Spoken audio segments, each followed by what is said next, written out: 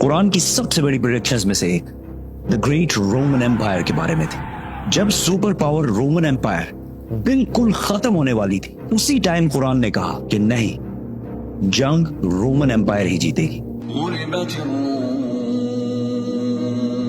मक्का के एक गार में जिब्राइल अलैहिस्सलाम के मोहम्मद सल्लल्लाहु अलैहि वसल्लम को इकरा कहने के 8 साल पहले रोमन एम्पायर और पर्शियन एम्पायर, दो बड़ी सुपर पावर्स के दरमियान बहुत सख्त लड़ाई शुरू हो चुकी थी। ये ऐसे था कि आज अमेरिका और चाइना की फुल फ्लेज वॉर स्टार्ट हो जाए। इस जंग में पर्शियन एम्पायर ने रोमन एम्पायर को तबाह बर्बाद कर दिया था और पूरी दुनिया को ये लग रहा था कि रोमन एम्पायर, जो 1000 साल से दुनिया की सबसे बड़ी सुपर पावर थी, खत्म होने वाली है। और ये रोमन एम्पायर कोई छोटी चीज नहीं थी। आज तक पूरी दुनिया में उसी रोमन एम्पायर का बहुत बड़ा इन्फ्लुएंस है। ये वीडियो मैं बना रहा हूं जुलाई के महीने।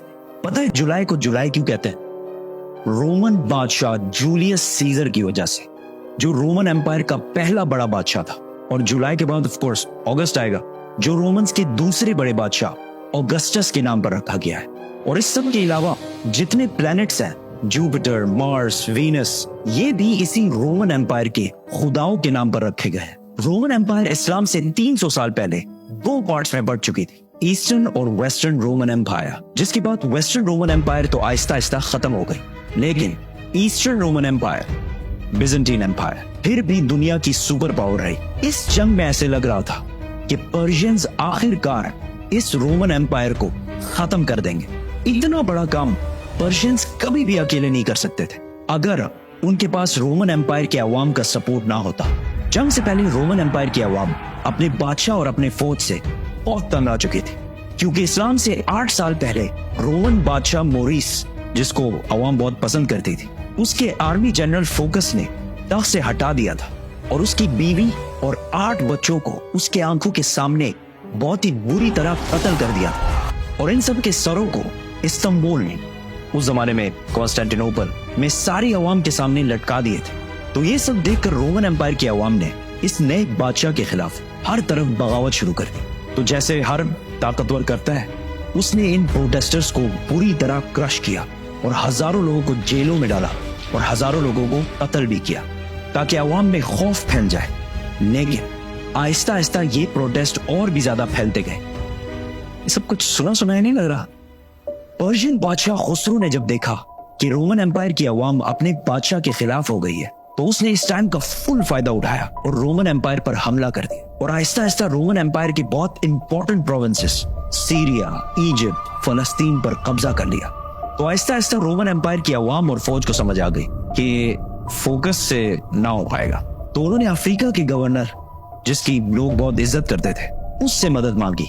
तो उसने अपना बेटा हेराक्लियस को कॉन्स्टेंटिनोपल भेजा।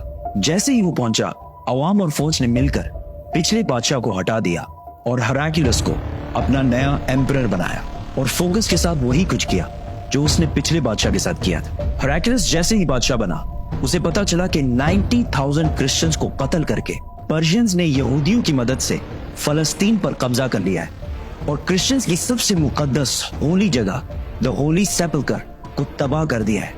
इसकी क्रिश्चियनिटी में वही अहमियत है जो इस्लाम में बैतुल्लाह शरीफ की है, और वो क्रॉस जिस पर जीसस को मारा गया था अकॉर्डिंग टू द क्रिश्चियंस, उसे वहां से उठाकर अपने कैपिटल थेसिफोन, मदियन ले गए हैं। ये ऐसी था कि आज काबा से कोई हजर अस्वद उठा के ले जाए। कैन यू इमेजिन दुनिया में क्या होगा? इस जंग में रोमन्स किस लेवल तक हार चुके थे, इसका अंदाजा इस लेटर से होगा जो पर्शिया के बादशाह खुसरो ने रोमन एम्परर हेराक्लियस को लिखा था, जो आज तक बिल्कुल ठीक ठाक मौजूद है। फ्रॉम खुसरो, सब खुदाओं से बड़ा खुदा, master of the whole world, to Heraclius, मेरा एक छोटा सा गुलाम, तुम कहते हो तुम्हारा खुदा सबसे बड़ा है, तो किधर है वो खुदा? और उसने जेरूसलम को मुझसे बचाया क्यों नहीं? ये सब दो सुपर पावर्स के दरमियान इधर हो रहा था, लेकिन इससे बहुत दूर मक्का के गार में खुदा ने एक आदमी की तरफ अपना एक फरिश्ता भेजा और कहा, Muhammad, read. इस्लाम ने आते ही यहूदी और क्रिश्चियंस के सारे पैगंबरों को सही कहा, जिसकी वजह से पहले लोगों को लग रहा था कि इस्लाम एक नया रिलीजन नहीं बल्कि क्रिश्चियनिटी की ही एक ब्रांच है। तो मक्का वाले मुसलमानों को ताने देने लगे کہ جس طرح آگ کی عبادت کرنے والے پرشینز نے رومن امپائر کو تباہ کر دیا ہے، اسی طرح تم مسلمانوں کو بھی تباہ کریں گے۔ اس ٹائم کرسچنز اور مسلمانوں کا ایک ہی حال تھا اور دونوں کا ان حالات سے نکلنا امپاسبل لگ رہا تھا۔ اتنے ٹینس اور سخت ٹائم میں اللہ نے قرآن کے سورہ روم میں رومنز اور مسلمانوں دونوں کی کامیابی کی پریڈکشن کی۔ بسم اللہ الرحمن الرحیم۔ پاس والے ملک میں رومنز ڈیفیٹ ہو چکے ہیں، لیکن اس ہار کے کچھ ہی سال بعد یہ دوبارہ کامیاب ہوگے، اور وہ دن وہ ہوگا جب اللہ کی دی ہوئی فتح پر مسلمان خوشیاں منا رہے ہوں گے۔ ان آیات میں دو پریڈکشنز کی گئی ہیں کہ آج تو رومنز ہار رہے ہیں، لیکن کچھ سالوں بعد رومنز دوبارہ کامیاب ہوں گے، اور اسی دن مسلمان بھی اپنی کامیابی کا جشن منا رہے ہوں گے۔ مکہ میں سب نے ان آیات کا بہت مذاق اڑایا کہ رومن امپائر کا بچ جانا امپاسبل ہے، لیکن حضرت ابو بکر رضی اللہ تعالیٰ عنہ کا اسلام کے پہلے دنوں میں ہی قرآن پر اتنا یقین تھا کہ انہوں نے مکہ کے ایک کافر سے شرط لگائی کہ اگر رومنز 3 سال بعد کامیاب نہ ہوئے تو میں تمہیں 10 اونٹ دوں گا، اور اگر کامیاب ہو گئے تو اس ٹائم تک اسلام میں گیمبلنگ اور شرط لگانا بین نہیں ہوا تھا۔ جب رسول اللہ صلی اللہ علیہ وسلم کو اس شرط کا پتہ چلا تو انہوں نے ابو بکر رضی اللہ تعالیٰ عنہ سے کہا کہ اس شرط میں 3 سال کا ٹائم بڑھا کر 10 سال کر دو، اور اونٹ 10 سے بڑھا کر 100 کر دو۔ اس کافر نے یہ ٹرمز آسانی سے مان لیے کیونکہ رومنز کا جیتنا امپاسبل ہو چکا تھا۔ برٹش ہسٹورین ایڈورڈ ڈیبون، جس نے رومن امپائر پر 6 والیومز کی کتاب لکھی ہے، اس نے بھی لکھا ہے کہ قرآن کی اس پروفیسی کا 7-8 سال کے بعد بھی پورا ہونے کا کوئی چانس نہیں لگ رہا تھا، کیونکہ پرشینز بالکل رومن امپائر کی کیپٹل کانسٹینٹینوپل کے پاس پہنچ چکے تھے اور اسے چاروں طرف سے گھیر لیا تھا، بٹ کانسٹینٹینوپل کو فتح کرنا امپاسبل تھا، اور اس واقعے کے 900 سال بعد تک بھی کانسٹینٹینوپل کو کوئی فتح نہیں کر سکتا۔ آخر اسے آٹومن امپائر عثمانیہ سلطنت کے صرف 21 ایئر اولڈ سلطان محمد نے کشتیاں پہاڑوں پر چڑھا کر اسے فتح کیا تھا۔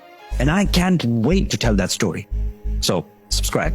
کانسٹینٹینوپل جب ہر طرف سے گھیر لیا گیا تھا تو ہراکلیس نے پرشین بادشاہ خسرو کو خط لکھا اور اس سے بھیک مانگی کہ تم جو کہو گے ہم کریں گے، صرف ہمیں زندہ رہنے دو۔ لیکن خسرو نے کہا ایک شرط ہے، تمہیں کرسچینٹی چھوڑ کر ہمارے ریلیجن مطلب آگ کی عبادت کرنی پڑے گی۔ تو رومن ایمپرر ہراکلیس اپنی کیپٹل کانسٹینٹینوپل کو چھوڑ کر بلیک سی کی طرف سے پرشین امپائر کی ناردرن سائڈ پہ آ گیا، اور اسی ٹائم رسول اللہ صلی اللہ علیہ وسلم بھی مکہ کو چھوڑ کر مدینہ ہجرت کر گئے۔ یہاں پر ہراکلیس نے پوپ سے مدد مانگی اور اسے کہا کہ پرشینز میرے خلاف نہیں ہے، یہ کرسچینٹی کے خلاف ہے۔ تو پوپ نے پورے یورپ سے پیسے جمع کیے اور ہراکلیس کو بھیجے، جس سے ہراکلیس نے پرشین امپائر کی ناردرن سائڈ سے ایک سرپرائز اٹیک کی تیاری کی اور پرشینز پر فل فورس کے ساتھ حملہ کر دیا۔ کیونکہ پرشین سارے استنبول فتح کرنے میں بزی تھے تو ان کے اپنے کنگڈم کا ڈیفنس بہت کمزور ہو گیا تھا۔ ہراکلیس بہت تیزی سے آگے بڑھتا گیا اور ایک کے بعد ایک سٹی فتح کرتا گیا،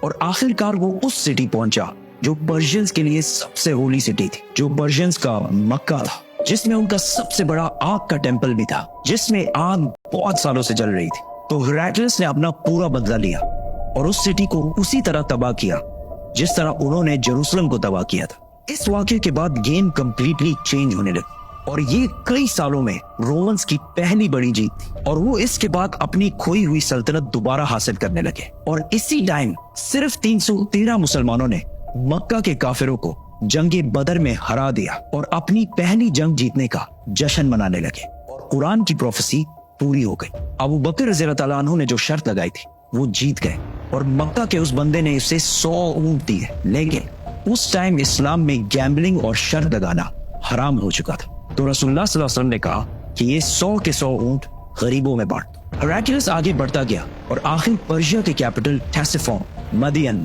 کو چاروں طرف سے گھیر لیا۔ پرشینز کو جب کوئی اور امید نظر نہیں آئی تو خسرو کے بیٹے نے اپنے باپ اور اپنے 18 بھائیوں کے سر کاٹ دیے اور رومن امپائر کے سامنے سرنڈر کر دیا، اور اس جنگ میں رومن امپائر کا جتنا نقصان ہوا تھا وہ سارے پیسے واپس کرنے کا وعدہ کیا اور اپنی ساری فوج کو رومن امپائر سے واپس بلا لیا۔ مطلب پرشین امپائر بہت ہی بری طرح ہار گئی۔ رومن امپائر نے اس کراس کو جو پرشینز جیروسلم سے بہت غرور میں لے کر گئے تھے واپس لایا اور اسے اسی جگہ پر رکھا جہاں وہ پہلے تھا، اور اسی سال مسلمانوں اور مکہ والوں کے درمیان صلح حدیبیہ کی ہسٹورک ایگریمنٹ ہوئی، جس سے مسلمانوں کی تقدیر ہمیشہ کے لیے بدل گئی اور قرآن نے اسے ایک بہت بڑی فتح کہا. ہراکلس اب تو دنیا کا سب سے طاقتور بادشاہ بن گیا تھا.